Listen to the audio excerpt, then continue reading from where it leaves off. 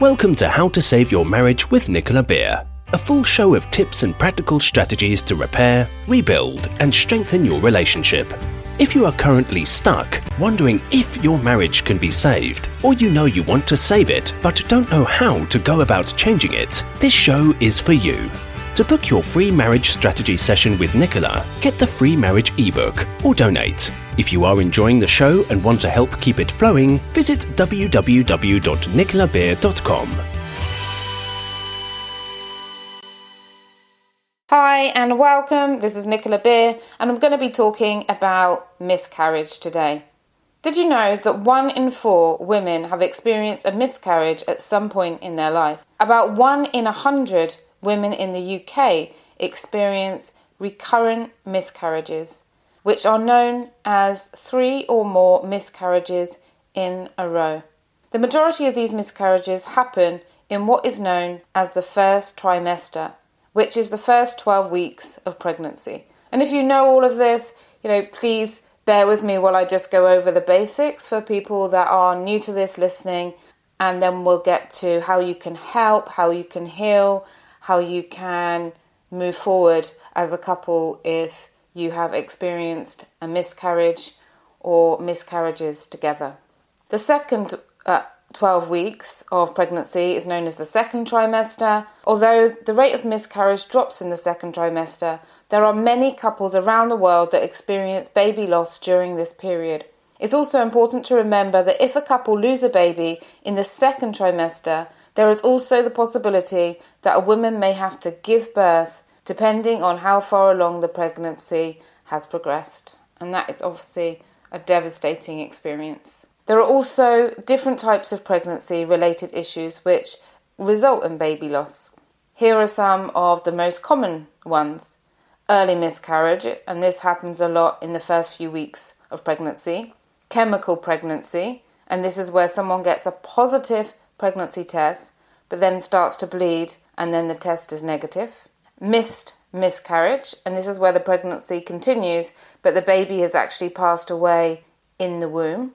And ectopic pregnancy, and that's a pregnancy that occurs outside of the womb, normally in the fallopian tubes, so it's not growing in a viable position.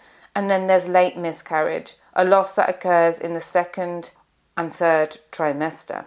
Regardless of what kind of pregnancy complication or baby loss experience a couple can go through, it can have a huge impact on their relationship. Losing a baby can be such a traumatic experience that it changes individuals, which in turn can change their relationship.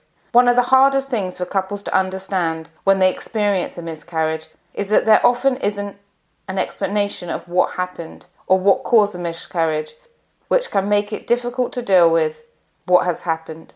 Studies show that married couples or couples who are living together that had experienced a miscarriage were 22% more likely to break up compared to couples who went on to have a healthy pregnancy and baby. Unfortunately, the percentage of couples that break up after a stillbirth increases to 40%. This shows how deep the impact of baby loss is on the couple involved.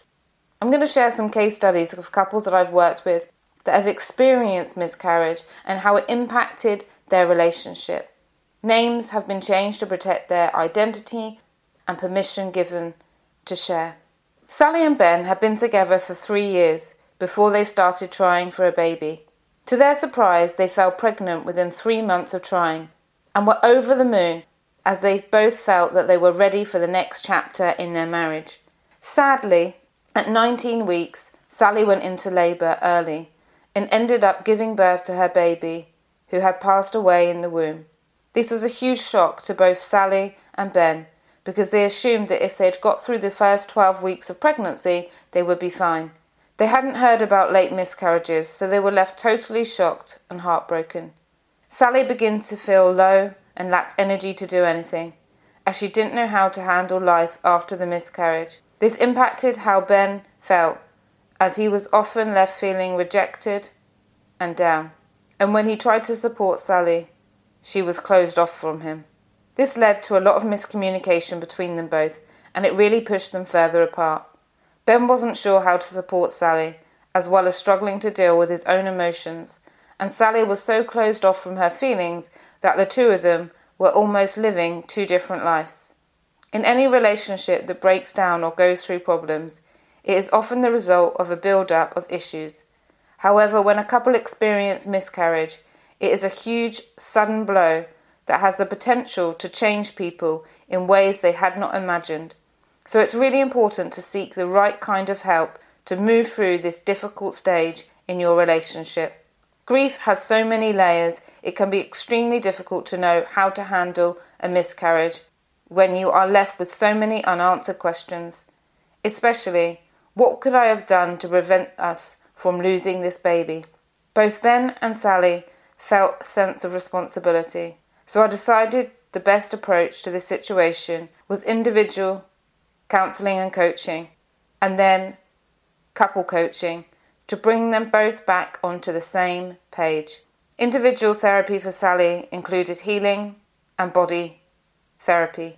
Even though it was done online, there's still ways to go into the body, to release what needs to be released, to forgive and to let go of guilt from the body and to move forward, which allowed her to focus on every part of her body which was holding onto the trauma and encouraged her to let go of the pain that she was holding inside. For Ben, we did a lot of work on his inner confidence, tendencies to self-blame, and communication skills. He was feeling low in himself. He was constantly questioning his ability to be a good husband to Sally, especially because he couldn't understand how to make her feel better. We were both able to work together to help Ben to express his feelings and explain the way that he was reacting, putting on a face to be strong because he thought that's what she needed. Through practical exercises, we rebuilt the connection, the communication got better and better, and now they're the happiest they've ever been. Ben really supported Sally in her healing journey. That was a while ago now, and Sally has since given birth to two healthy twin boys, who by the pictures that she emailed me look absolutely adorable. Another couple that I work with, Imran and Selena, had been together for 8 years. In that time, they had one daughter and so desperately wanted to give their daughter a sibling to complete their family. They had been trying for 2 years before they finally got that much-wanted positive pregnancy test. Unfortunately, 7 weeks into the pregnancy, Selena started to experience some bleeding and pain. A trip to the hospital confirmed that she was indeed losing the baby. Not only was this the worst news Imran and Selena could have received, but it also meant that they had to explain this to their daughter, who was already so excited about having a new baby in the family. The days that followed were really traumatic for Selena, as the bleeding became heavier and she had to go through the miscarriage at home. It was understandably one of the worst experiences she had to go through alone. Because her husband didn't know how to help, he just avoided talking and kept busy at work. This is one of the things about an early miscarriage. There is not much things doctors can do. Essentially, couples have to go home and being told that there's no longer a heartbeat and just wait for the miscarriage to take place naturally, while day-to-day routine has to continue. Selena felt really alone through this experience, as her husband immediately took to taking on the role of looking after the house, their daughter, and work. She felt like the minute they heard the news that they were losing their baby, that her husband went into practical mode, showed no emotion to the situation, whereas Selena was going through the miscarriage physically as well as emotionally. She was in so much pain and found herself staying in bed, crying herself through the pain until she fell asleep. Selena was extremely upset with Imran for not being there to hold her as she miscarried or cried herself to sleep, so she was very distant from him when they were in the same room together. Imran felt that he wanted to take over her role in the house so that Selena wouldn't have to worry about looking after their daughter and could process what was happening. He was really confused why Selena was being so distant with him when all he was doing was trying to help her. When Imran and Selena came to me, I realised that they were both so deeply in love, but they couldn't see that the miscarriage had affected them both differently. Imran was a practical one. He stepped up, thinking that he had to be strong so that Selena could have her time to cry and process what was happening. What they both didn't realise is that they were both reacting but not communicating what they needed from one another. Selena thought that Imran was being cold and immature as he hid all his emotions. Throughout our sessions, Selena was able to express what she needed from him in terms of his emotional support, and said that she wanted days at home with him, without their daughter, so that their daughter didn't think that something was wrong with her. Imran agreed that he could show more emotional support and understood why she had been distant. In addition to talking it all through, we did a lot of work on how to communicate feelings using my list of over 200 feeling words. If you would like a copy of that list, you can go to my Facebook group, just type in Nicola Beer and relationship advice and tips, and it will come up.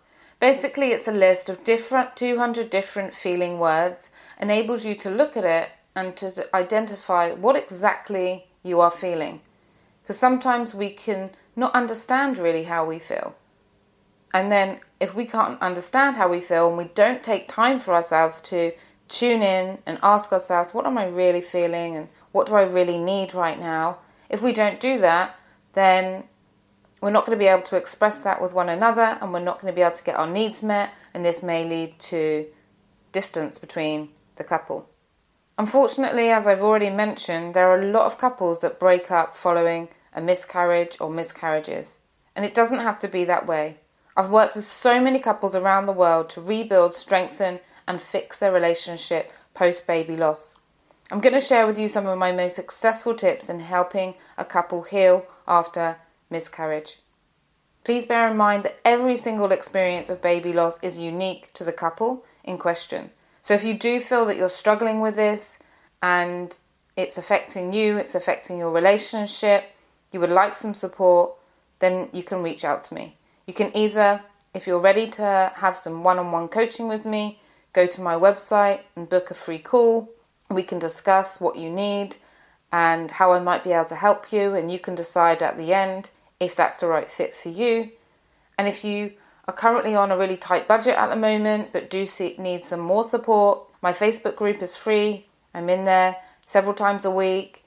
We also have engagement from people all around the world sharing their thoughts and tips on relationships. And then I also have my audio programs.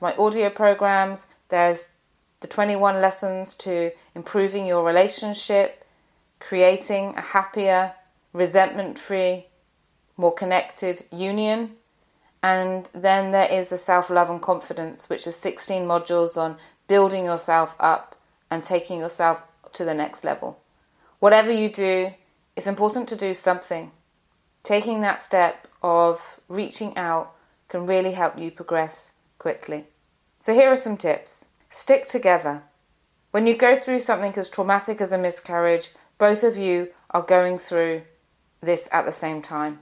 You may react completely differently, but ultimately you are both connected to that baby in some way, shape and form. So when you remind yourself that your partner is also going through the same, hopefully it will help you to have compassion and not judge each other's way of dealing with the grief. Understanding as well that grief is completely unique. Grief means different things to different people. There are so many factors that can influence the way we behave in life, and grief is no different. Depending on how our families handled death previously, or how we experience losing people close to us over the years, can impact how we handle miscarriage. When you understand that grief can impact people differently, and how even the same person can react completely differently to one element of grief in their life, and then have a completely new reaction to a different grief. So there really is no pattern to it at all. Being sensitive and understanding towards one another is really critical. If you're struggling with communicating, then perhaps talk to others. When you lose a baby, it can be one of the most lonely experiences a person can go through. And it's not a topic that is discussed easily. However, if you really feel that you need to talk to more people, then do so. There are so many couples out there that have experienced the same.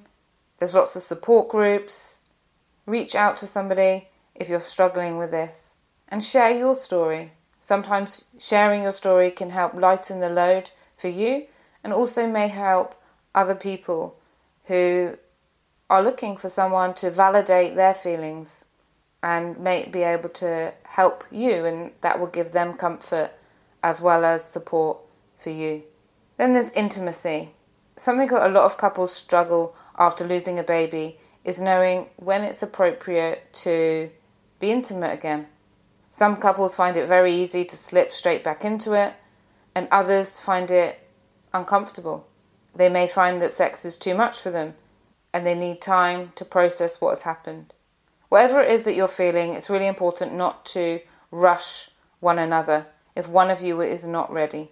Working on things that will increase the love between you through actions is key.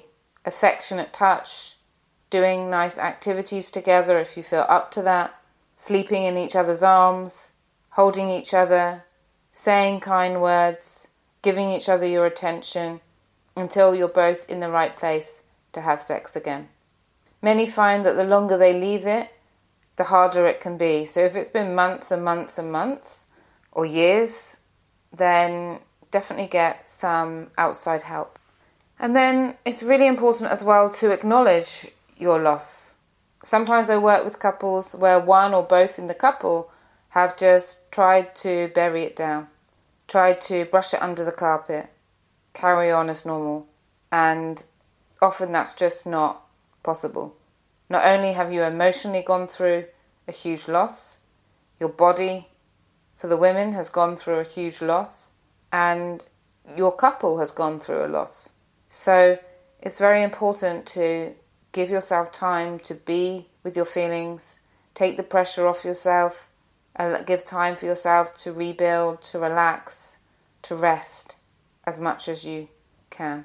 Sometimes couples like to have a special ritual. They like to write a letter to their unborn baby and then bury the letter. Others buy a teddy bear that they keep. Some get a tattoo. Some hold their own funeral service in their back garden. If this will help you, then try this. And then lastly, getting the right support. It's a very traumatic experience for many couples because it's not just the loss, it's the loss of the dreams, hopes and expectations. Also ignites fear. Is this going to happen again? And so having support individually or together can be a really great gift to help you reconnect, comfort one another, and grow from the experience together. If anything I've said is resonating with you, I want you to know that you are not alone, and you don't have to be alone. As I mentioned, there's loads of free support groups for this. You can welcome to join my relationship group, and if you would like to work with someone, then find someone that you really feel comfortable with. So overall, be patient with one another, avoid judging one another and how you experience and process the grief. Talk about your feelings and give time for yourself to go through the healing process. From my heart to yours, thank you so much for listening. Can't wait to join you in a new episode next week. Bye! Thank you for listening to How to Save Your Marriage with Nicola Beer. To book your free marriage strategy session today, you can visit www.nicolabeer.com, where you can also get the free marriage fixing ebook, request a topic for the show, and make a donation if the show has been of benefit to you and you want to help keep it going. We wish you an amazing love-filled day ahead.